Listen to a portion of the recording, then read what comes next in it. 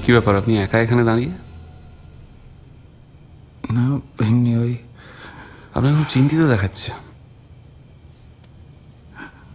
হ্যাঁ ওই রাজাবাবুর শরীরটা নিয়ে একটু চিন্তিত আছি। আমায় বলা যাবে? হ্যাঁ আমি যতটুকু ওনার চিকিৎসা করতে গিয়ে বুঝতে পারছি, ওনার হাতে পায়ে আর নাকের হাড়ে ওই দাগ টাকগুলো। গামাটাস আলসার ওটা, মানে আমার মনে হচ্ছে সিফিলিস। সিফিলিস?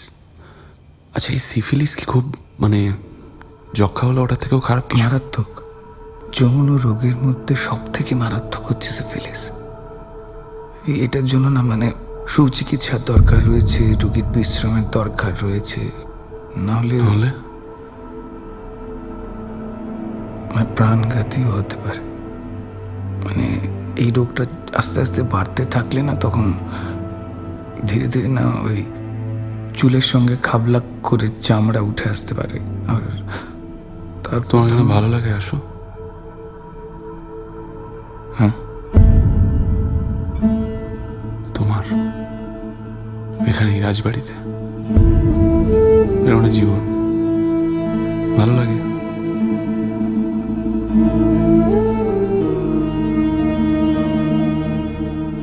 হ্যাঁ লাগে। এরা একটু বদ মেজাজি বাড়ির সব, মানে কখনো খুব ভালো মানুষ তো কখনো গালমন্দ করে। সেটা ঠিক আছে, কিন্তু আসলে আমার বাবা তো মানে বাড়ির হাউস ফিজিশিয়ান ছিলেন। এবার ওনারা ওই সকলের সামনে বাবাকে এমনভাবে কথা, ওটা খারাপ লাগতো। কিন্তু কি করব আমি, আমার মেডিকেলের ফিস তো ওনারাই দেন আর কি। তারপর ওই মাথার উপরে এই আশ্রয়, সেটাকে তো আশ্রয় থাকবে না। আগে মাথার উপর আশ্রয় থাকবে না। সাহেবরা অনেকদিন ধরে ওত পেতে আছে বিক্রমপুর দখল করার জন্য। র্যাঙ্কিন সাহেব আর মেয়ার্সের কৃপায় ভাইরা বেঁচে থাকতে থাকতেই বিক্রমপুর এস্টেট চালানোর দায়িত্ব কোর্ট অফ ওয়ার্ডস নিয়ে নিয়েছে। ভাইরা মরলে কি অবস্থা হবে ভাবতে পারছো? না, ভাইগুলো মানে মরবে কেন?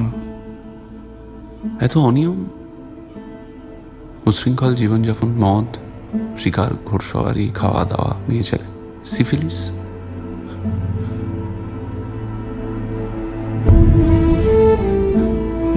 তার জন্য তো চিকিৎসা আছে। শুনি রাজবাবুর তো শরীর খারাপ, তাকে যদি কোথাও চেঞ্জে নিয়ে যেতে হয়। না, এই শারীরিক অবস্থা এই নিয়ে ঠিক এই শারীরিক অবস্থা উন্নতির জন্য যদি এই জঘন্য পরিবেশের বাইরে একটু দূরে কোথাও নিয়ে যেতে হয়, তাহলে কোথায় নিয়ে যাওয়া উচিত হবে বলো তো?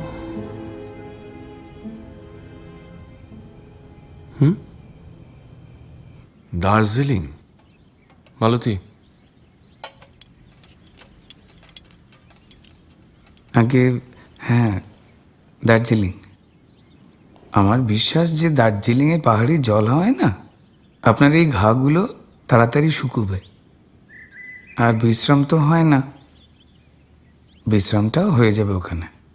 পাহাড়ি হাওয়া তো বুঝলাম ডাক্তার, কিন্তু পাহাড়ি মেয়ে সেইটা পাবো? দেখুন রাজাবাবু, মানে শরীরে ডাক্তার, আগে রাজার শরীরে ক্ষত থাকবেই, জখমও থাকবে, আর অসুখও।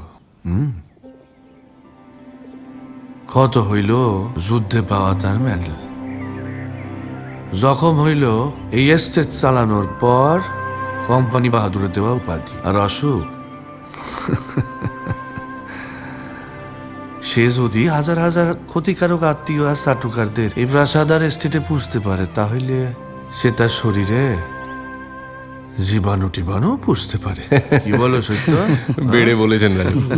সমারোহে এসো হে পরম তরু